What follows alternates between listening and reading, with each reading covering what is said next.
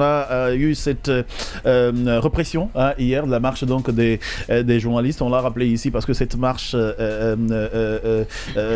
était donc prévue pour hier, qui était prévue pour hier, a finalement eu lieu. Et sauf que malheureusement, c'était pas la joie. On a donc réprimé de façon très violente, assez violente, et très malheureusement, 13 journalistes se sont d'ailleurs vus interpellés et puis libérés par après. Qu'est-ce que tout ça t'inspire? Parce que pour la plupart, on est en train de vivre un recul total de la démocratie. Ouais, c'est vraiment avec beaucoup de peine que j'ai regardé hier cette scène, n'est-ce pas? Je m'étais vu dans un film hollywoodien où je dirais que c'était vraiment un affrontement entre les Palestiniens et les Israéliens, tellement que oui, le gaz, oui, tellement que la zone a été gazée. Et franchement, je m'étais dit que si on est dans un état normal, mais finalement j'ai compris également aussi que nous ne sommes pas dans un état normal pour ma part. Parce que désormais, plus personne n'est épargné. Oui, il y a très longtemps, moi j'ai fait cette observation. Mais comme on a l'habitude de dire qu'il ne faut pas rester, disons, le malfaiteur, ce n'est pas celui qui commet le mal, mais c'est celui qui l'observe sans réagir. D'accord. Ça, c'était la première observation. Et la seconde ici, il faut rappeler qu'aujourd'hui, n'est-ce pas, il y a eu une tromperie, n'est-ce pas, la junte a trompé tout le monde, y compris la presse. Parce que tout de suite, quand elle est venue, on a réglé les problèmes des subventions et on a cru qu'on avait affaire... C'était l'amour au début. C'était l'amour, mais sauf que les gens... Au début, c'était l'amour. Oui, sauf que les gens ne sont pas parfois exigeants. C'est la même manière que les régimes militaires fonctionnent, c'est de la même manière. Je vais parler, prenez le cas au Burkina Faso, et je vais rendre hommage à Norbert Songo, n'est-ce pas, qui a également aussi été froidement assassiné dans le même contexte, en parlant également aussi de Daouda Haïdara du côté de la Gambie, David Ouedraogo également aussi, Bamba Marcel Matos, donc tous ces grands journalistes qui ont payé le frais des juntes militaires. Et donc en République de Guinée, la situation est aujourd'hui alarmante. C'est vrai. Elle est alarmante, c'est un recul total de la démonstratie. C'est un recul. On avait quand même total dépassé ça. Il y a quelqu'un qui me faisait cette bourde là hier, cette remontrance là hier. Il m'a dit écoutez, nous, tout ce que vous avez dit sur nous ici au temps des Alpha, on vous a quand même pas fait ça. Absolument. Et j'ai trouvé que c'était une triste réalité. C'est cela, c'est pour dire qu'aujourd'hui, la République de Guinée est un État qui marche un pas en avant, 3 pas en arrière. On nous a vendu la refondation. Aujourd'hui, on est en train de voir la régression. On nous a vendu ce qu'on appelle le respect des droits de l'homme. Aujourd'hui, c'est la violation des droits de l'homme. Parce que la presse constitue ce qu'on appelle le socle de la démocratie. Sans presse, on ne saurait parler de l'état des droits. Sans presse, on ne saurait parler, n'est-ce pas, du respect des droits de l'homme. Parce que la presse constitue ce qu'on appelle la sentinelle même de la démocratie. C'est le quatrième pouvoir. Oui. C'est le quatrième pouvoir. C'est la sentinelle de l'état de droit, c'est la sentinelle de la démocratie. Maintenant, quand on veut violer les droits de l'homme, il faut éteindre, n'est-ce pas, la presse. Il faut bâillonner la presse.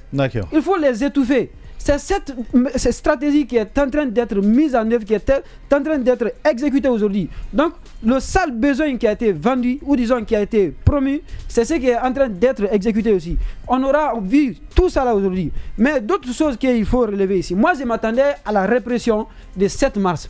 Parce qu'on a eu... Oui, je m'attendais à cela. Et je vais le dire. Pour des gens qui étaient... oui, mais sauf que... Oui, mais en amont, il ne faut pas voir... On dit souvent à Malinké que ne regarde pas là où tu es tombé. C'est regarder plutôt là où tu as habité. Alors, le 14... Bon, il y a eu en tout cas une décision administrative intervenue pendant cette transition qui a interdit ce qu'on appelle la marche ou sinon toute manifestation sur la voie publique. Sans exception. On n'a pas cité des catégories professionnelles. On n'a pas dit magistrats. On n'a pas dit journalistes. On n'a pas dit politique. Ça a été généralisé. C'était l'occasion pour la presse de dénoncer, d'informer les gens sur la situation, également sur les dangers qu'encourent aujourd'hui. Peut-être d'autres en ont fait, mais ces là ceux-là ont été traités de malpropres comme étant des voyous de la République ou qui seraient contre, n'est-ce pas, la refondation prônée, sauf qu'ils n'ont pas été vigilants pour comprendre qu'aujourd'hui, n'est-ce pas, ça allait revenir à d'autres personnes. Donc moi, je savais que ça allait revenir parce que la manifestation a été interdite et c'est un acte réglementaire qui l'a interdit. Personne n'a dénoncé. Est-ce que quelques-uns avaient dénoncé? D'accord. Pas la manifestation d'hier, mais les manifestations sont interdites de toutes les façons en République de Guinée jusqu'à preuve du contraire, tant que c'est pas du bon côté du CNRD. Est-ce qu'on avait besoin de cette répression hier? Je pense qu'on n'en avait pas besoin. Ouais. J'ai également le regret en regardant ces images-là. Ouais. On se dit à un moment donné, mais on est dans quel pays? L'énergie avec laquelle ces forces de sécurité sont allées réprimander des journalistes qui paisiblement étaient en train de marcher. Ouais. Moi, je me dis déjà, si on marche aujourd'hui, c'est parce que les textes le prévoient. Si c'était pas dit, s'il était dit, la loi disait qu'on ne peut pas marcher, ouais. On n'allait pas marcher.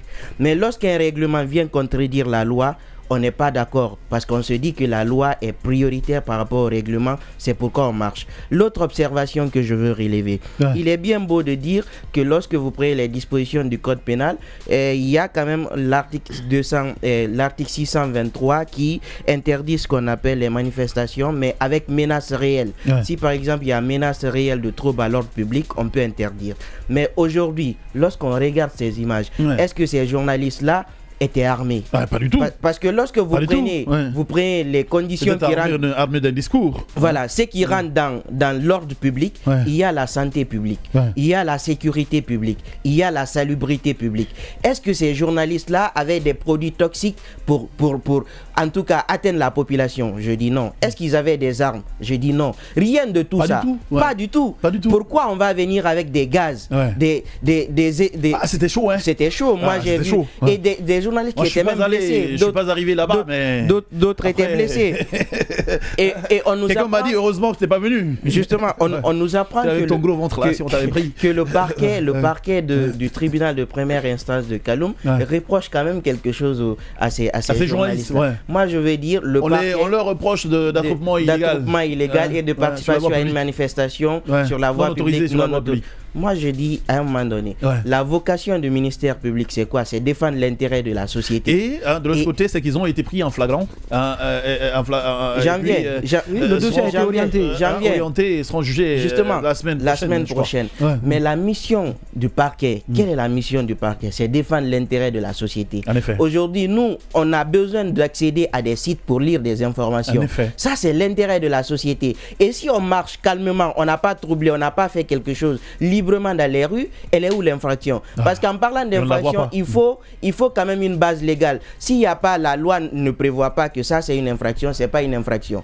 Donc pour parler d'infraction, il faudrait l'élément légal. Maintenant, je veux revenir de l'autre côté pour dire, en 10 secondes, en parlant d'intérêt de la société, aujourd'hui il faut aussi dire que ce parquet-là, je pense qu'il devrait orienter ses efforts ailleurs. Parce qu'à longueur de journée, il y a combien d'infractions qui se commettent dans la commune de Kaloum? Des vols, plusieurs infractions, je ne vais même pas citer le tout, mais on peut orienter ça là-bas, mettre nos énergies.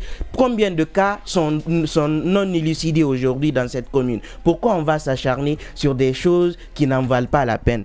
Et je veux aussi dire que c'est un recul de la démocratie parce que récemment on disait que la Guinée avait subi un déclassement sur le classement fait par Reporters sans frontières.